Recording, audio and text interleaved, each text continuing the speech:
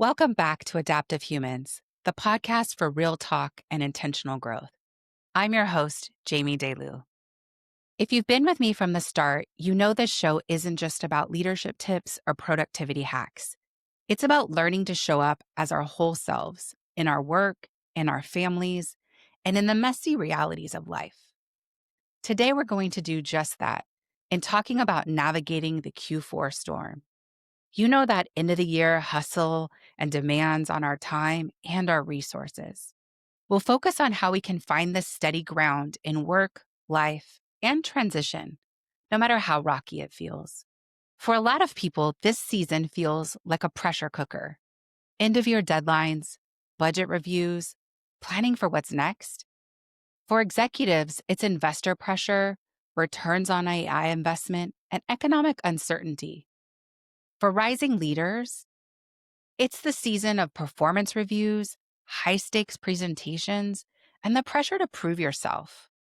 And for teams, it's the risk of burnout, silos hardening, and collaboration stalling. I want to name this. Not everyone listening is in a steady role right now. Many of us are navigating layoffs, reorgs, and the uncertainty of being between jobs. That invisible storm can feel heavier because the pressure to move forward is still there, but without the steady ground of a paycheck or a team to collaborate with. For some, this season is not only about the deadlines of work and life, but about honoring faith, tradition, and connection. As an example, as this podcast launches today, it's in the midst of Rosh Hashanah. So many that observe have stepped away from work in observance of this holiday. In the workplace, that means balancing business pressures with the human need for inclusivity and belonging. We will talk more about ways we can support each other to be able to observe these important dates and balance the demands for work. So if you're feeling that Q4 storm, you are not alone. Today, we're going to talk about how to recognize it, how to steady yourself, and how to help people around you navigate without burning out. The anchors I approach this show with are emotional intelligence, cultural intelligence, and nervous system regulation. What that looks like when approaching the Q4 storm is simply noticing what feelings are in the room. For example, if you're seeing some of your meetings get more tense or tensions ride a little bit higher, maybe someone's shutting down or there's someone snapping. Even before it gets to that, you can start meetings with a 30-second energy check. This looks like asking your team to share 1 to 2 words to gauge their energy at the start of a meeting. It can be about asking if it's a high or low energy level. You can check mindsets by saying, I'm feeling focused or distracted, or even the pace of which people are approaching their work, saying things like urgent versus steady. Whatever helps get that quick read on how everyone is arriving in the room. And you can also ask this question at the wrap up. The key to this is you will want to stress to the team that there is no judgment in where the energy is or the mindset is, but more as a means to understand the mind space people are in as they approach the meeting and the task at hand. When we think about cultural intelligence, paying attention to the fact that people don't all work and think and communicate in the same way is really important. Maybe one colleague prefers quick decisions while another needs time to reflect. Or maybe it actually has to do with other things going on in people's lives, like someone is fasting during a holiday or feeling overloaded with work in order to be out and observe the upcoming high holy days. People's energy just might feel different. Adapting to those differences builds trust, but you have to make this space to get to know each other and get to know what people might be observing. Making time to check in a quarter ahead with your team members and colleagues about what holidays might impact them differently. And then you can plan accordingly. When we think about nervous system regulation, this is about noticing what's happening in your own body. That moment when your heart is racing in a tough conversation, or maybe your jaw is tightening during a review session, that's your body holding on to maybe a fight, flight, freeze, or fawn response. Regulation is learning how to take a deep breath, reset, and respond from clarity instead of reactivity. I am not pretending that these are easy things to do, but tuning into it more can make all the difference in the world for both you and the people around you. These three anchors are what make us adaptive humans, and they matter most in seasons like Q4 when the storm can be the strongest. And as a friendly reminder that cultural intelligence is especially relevant right now. As I said, fall is filled with sacred holidays across many different traditions. When workplaces acknowledge these by planning ahead, offering flexibility, or by noting these holidays on a shared internal calendar, it helps avoid major meetings being scheduled or company wide town halls being scheduled on these key dates. These actions signal to employees, I see you. It sends a powerful message of care, and the sense of belonging helps steady people in the midst of the storm. Beyond the bio, I've navigated my share of storms in Q4. Over the years, I've started new jobs at new companies. I've been laid off. I've expanded teams. I've covered for colleagues on leave and navigated massive budget cuts. And like many, doing this while navigating kids' schedules, sports schedules, caregiving for a sick parent, and or walking through seasons of life with personal loss, as well as everything else happening in our society and our world, it can take its toll. What I've learned is that the storms aren't just about deadlines and strategy. They're about everything underneath: the exhaustion, the fear, the grief, the pressure to hold it all together. And I've learned that the harder you hold on, sometimes the worse it makes things. It ripples out into your personal and your professional life. One of the hardest lessons, and also one of the most freeing, was realizing that you can't solve all the storms with spreadsheets and perfect planning.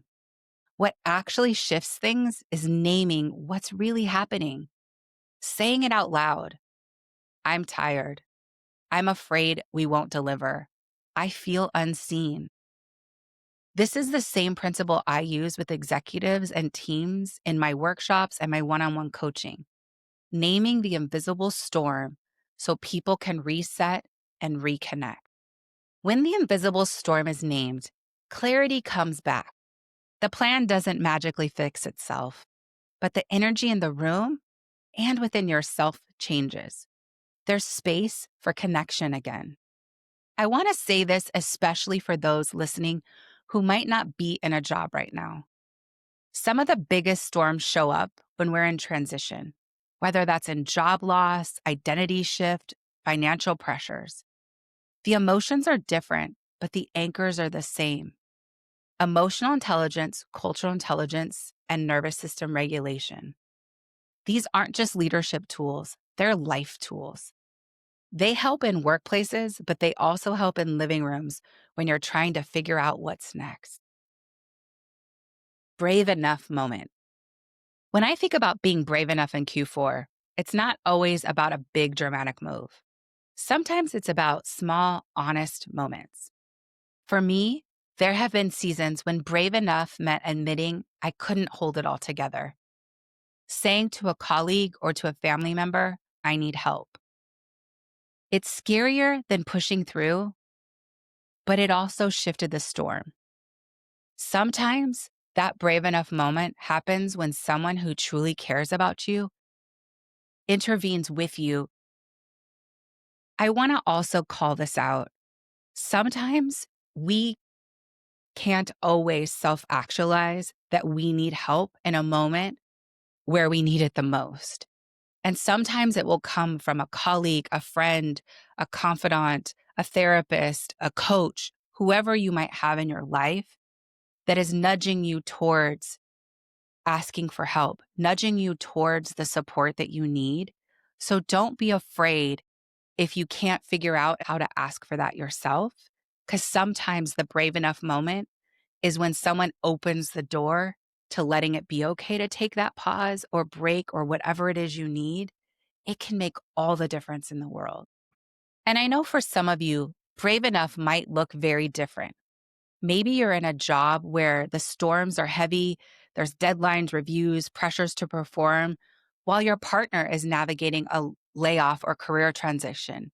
Or frankly, maybe you're really thriving right now, but you're navigating others around you who are struggling.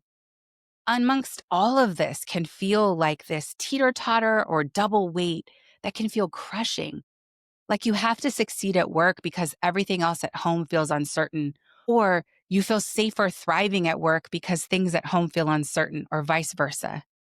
All of that is absolutely normal and can happen in a season of a storm.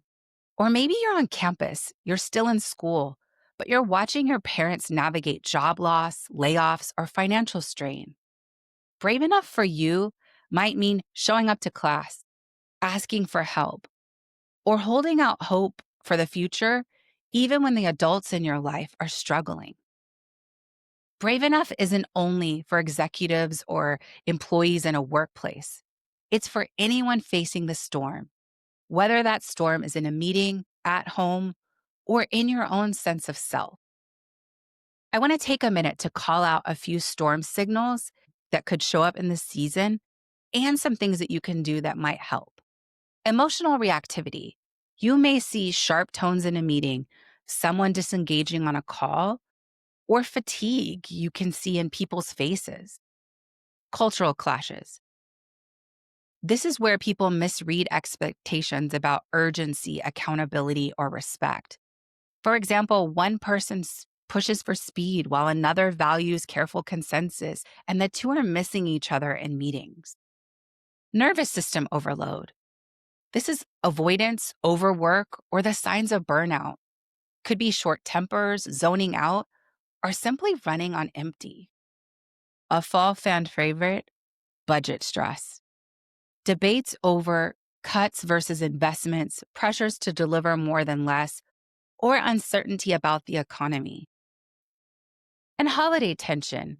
Colleagues balancing fasting, family rituals, or sacred observances on top of stacked deliverables. Isolation can sometimes also happen, whether you're at work or you're in a transition. Feeling cut off from the rhythm of work and community can sometimes even occur when you're in the midst of community. Here are some adaptive responses you can try instead of defaulting to reactivity when you see these different things come up. Pause.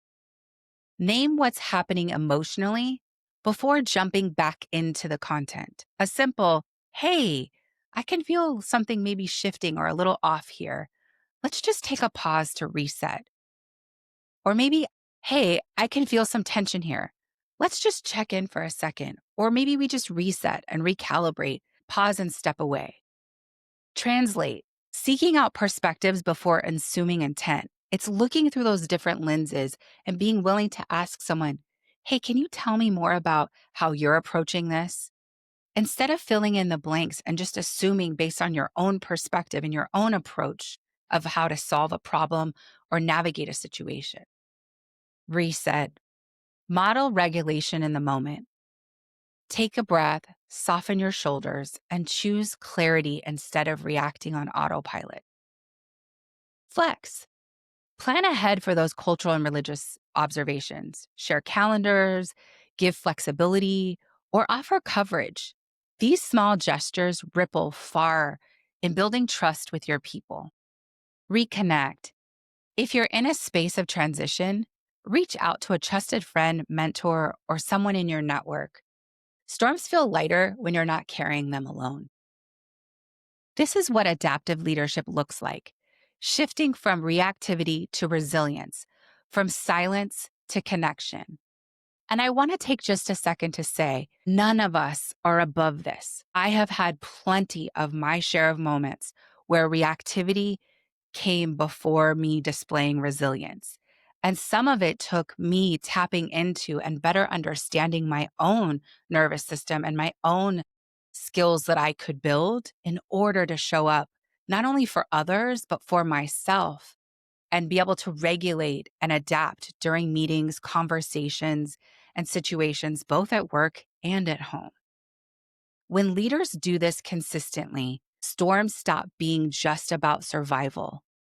They become the space where collaboration and innovation take root. So, my invitation to you is this: what does brave enough look like for you right now in this season? And if you feel open to it, I'd love for you to share in the comments below how you're navigating the storms of Q4. You never know who might feel less alone because of your story or your idea. Let's take a Just Be reset together. This is one idea designed for any storm. It could be work meetings, strategy sessions, or even personal conversations. I call it the energy shift. Let me describe it for you first. You plant both feet flat on the ground, drop your shoulders, and unclench your jaw. Inhale through your nose and exhale silently, maybe with a countdown of 3, 2, 1, or even just a single breath with intention. Now, I realize that you're thinking, I'm in a scenario, and how am I actually supposed to practically do this? So, for those of you who are watching the video, I'm just going to show you really quickly to demonstrate how you do this. I shifted in my chair. I made a slight movement. I breathed in, I breathed out. You also could grab a cup of water if it's on the table in front of you. Taking that quick sip while also breathing in and out through your nose maybe feels like less of an adjustment, especially if you're in a work setting or a meeting. Picture doing this right before walking into a performance review or hitting the join for that next virtual call that you have, before sending out a job application, or even talking to a partner or a family member. 5 seconds can change the whole energy for the situation that you're tackling. Why it works? It interrupts reactivity. It signals safety to your nervous system, and it gives you just enough space to choose clarity before speaking or deciding. So that's today's episode of Adaptive Humans. We named the invisible storm of Q4 and explored how emotional intelligence, cultural intelligence, and nervous system regulation help us study ourselves and those around us. If there's one thing I hope you carry forward, it's this: you can't outwork the storm with more spreadsheets, project plans, deadlines, or late nights. But you can calm the storm inside yourself and inside your circles so clarity and connection can return. And remember, Q4 isn't only about budgets and targets. It's also about a season of sacred observances. When workplaces make space for that, they don't just strengthen performance, they strengthen belonging. This week, notice one storm signal in your work or in your life. Instead of reacting, try an energy shift or take one small step to honor a colleague's observance. Or if you're on transition, reach out to one person for a coffee or a short call. I'd really love to hear from you. What are your storms you're navigating this Q4? What is one thing you're doing that brings joy or hope in the middle of it? Share in the comments below. You never know how it might help someone else feel less alone because of your story. Also, if there's other ideas of topics you'd like to hear more from me, let me know. You can DM me or comment below. If you'd like more tools, check out my blog on deloustrategies.com. We'll link it below and in the notes section. On my blog, you can find an article about leading with understanding and how to respect religious observances on your team. There's also a calendar you can utilize that takes you through from Q1 to Q4 of 2025. It's also not too early to start thinking about 2026. And if you're in the middle of a job search or transition, remember, closing out the year strong isn't just about proving your worth on paper. It's also about how you treat yourself along the way. So take good care. Until next time, remember, I am brave, I am enough, I am brave enough, and so are you. This is Adaptive Humans, real talk, intentional growth.